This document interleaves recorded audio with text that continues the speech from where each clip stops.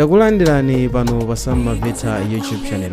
Nkhani zathu za msiku la lero muli ndine Thompson. Nkhani yathu yoyamba ndiyokhuza mwambo umene wachitika mu mzinda wa Lilongwe ku BICC kumene kunali mwambo opereka nominations paper kumene ndipo msiku la lero chipani cha UTM mosogozedwa ndi mtsogoleri wawo Daliso Kabambe apereka nominations paper amene akuonesa running mate kapena kuti yemwe ayimenayi ngati otsatira kwa iye monga mtsogoleri wa chipanichi mu zisankho zomwe zikhalepo pa 16 September chaka chomwe chino cha 2025. Ndipo popereka nominations paper msiku la lero Daliso Kabambe asankha a Ndizomwe kukhala running mate wawo mosiyananako ndi momwe anthu amaganizira kuti mwina Daliso Kabambe angathe kusankha a Newton Kambala. Zakhala zodzidzimutsa kwa atsogoleri angapo popereka nominations paper omwe akuonesa yemwe akuzayima naye ngati running mate mongokumbutsira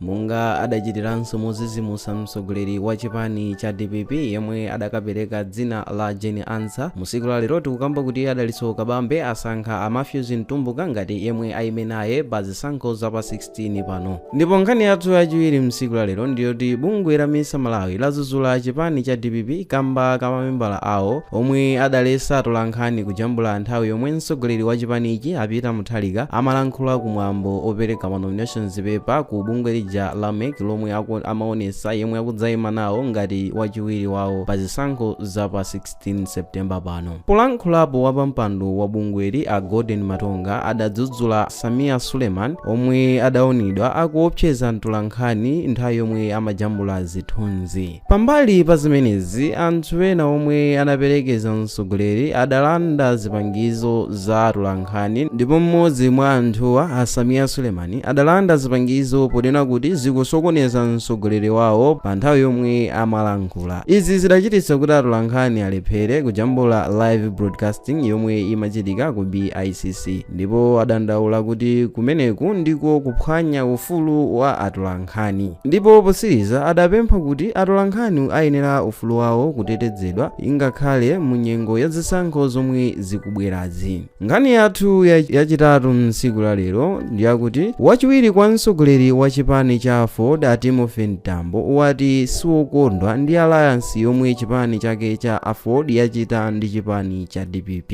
Ineyo ndinaona ndi azinzanga awo kuti tiyankhule pamawa muzidapo kuti mwina bwana athu ali ndi gulu la DPP ife palibe muzidi chikuchitika nchani paja propaganda ndo amati they are not seeing eye to eye ayamana ine president ndine sitinambane china chilichonse ndimatenga ngati achimwene anga andipandale ndimaphunzira zinthu zambiri kwa iwowo. Koma lero ndimangofuna ndinene kuti pankani yogwira ndi DPP ine sindigwirizana nazo chifukwa DPP ndiyo mweija mwina kanagura ma players abwera kwa nyuwani kanene kuti kwabwera nyuwani. Lero lino taonaso kwabwera comrade Jane Answer amene ndithu oro mwana wang'ono mukamufunsa maziwa ati kunali mavuto kuno tinati andrama zankani ziwiri chifukwa zisankho zathu anapakatipe. So nimafuna timvesesane kuti ifeyo tilibe option ena atakufuna mutakufuna ndani chifukwa anthu mumakonda kutiyika mawu mkamwa kuti ngati akana A which means therefore B. Pano ife sitinanenepo kuti tikufuna wina wache. Chimene timafuna is to have a strong afford to support agenda ya president watu.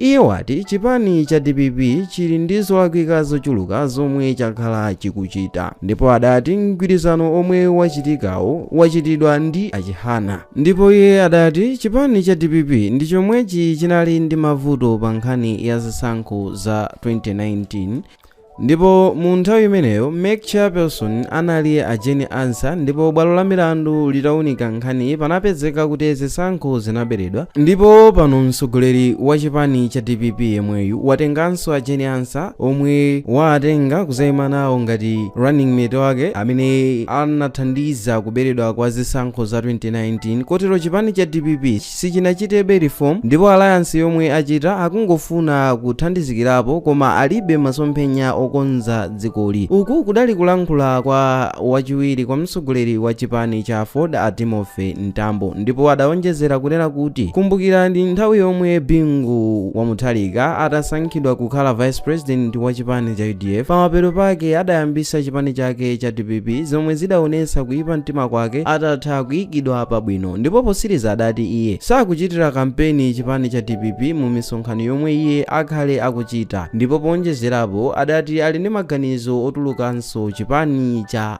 Ford. Koma izi ndi zimene zalankhulidwa, kusimikizika kwenikweni kotuluka chipaniko sikudachitidwe. Awo ndi maganizo amene Atimofe Ntambo apereka posagwirizana ndi alliance imene chipani cha Ford yachita ndi chipani cha DPP, ndipo adawonjeza kunena kuti chipani cha Ford chachita alliance ndi chipani cha DPP motsogozedwa ndi achihana osati mophatikizirapo ndiwo Atimofe Ntambo. Nkhani yathu yachinayi ntsiku la lero ndi yakuti Profesa Imran Sharif yemwe amadziwika bwino ndi kulankhulirapo pa nkhani za dziko, yemwenso ndi mmodzi mwa akuluakulu ku chipani cha Ford, alengeza dzulo pa 26 July 2025 kuti atuluka chipani cha Ford ndi kulowa chipani cha MCP. Iwo alandiridwa dzulo ku msonkhano omwe president wa dziko lino anachitisa mboma la Mangochi, kumene amakamema anthu komanso kulimbikisa manifesto a chipani cha MCP ku Eastern Region. Ndipo Sharif adati nkwabwino kutumikira chipani chomwe chikulimbikisa umodzi mdziko lino la Malawi. Nkhani yathu yosiriza, pamene pangodusa masiku ochepa chabe pomwe spika wa nyumba ya malamulo a Catherine Gotan-Halla atseka ntchito za nyumbayi kufikira kutha kwa zisankho za pa 16 September 2025, mtsogoleri wa dziko lino a Lazarus Chakwera ayitanisa msonkhano wa dzidzidzi omwe ukuyembekezeka kukhalapo pa 5 August chaka chomwe chino cha 2025. Msonkhanowu ndi wa aphungu a nyumba ya malamulo, ngakhale nyumbayi idasekedwa ku misonkhano. Kumbukirani kuti tidafotokoza mu nkhani zathu zapitazo kuti a Catherine Gotan-Halla yemwe ndi spika wa nyumba ya malamulo aseka nyumbayi kufikira pamene zisankho zizaduse, pamene anthu azaponye voti kukhala ndi aphungu asopano komanso mtsogoleri yemwe azalumbire kusogolera dzikoli mchaka cha 2025 kulekerano mchaka cha 2030. Ndipo malingana ndi constitution ya Malawi imafotokoza kuti pamene zisankho zayandikira nyumba ya malamulo iyenera kusekedwa ndipo pasakhale mkumano uliwonse wa aphungu kufikira zisankho zitachitika, ndipo constitution imalola msonkhano okhawo umene ndi wazizizi, ndipo Achakwera ayitanisa msonkhano wazizizi umene ukusachitika pa 5 August chaka chake chomwe chino cha 2025. Apa ndipo pamapeto pa nkhani zathu zomwe tinakukonzerani mtsiku la lero, ndipo mu nkhani zathu za lero munali ndine Mike Thompson. Ngati mwayikonda video chitani like komanso subscribe kuti tithe kukupasirani ena mwa mavidiyo omwe tikhale tikukonza.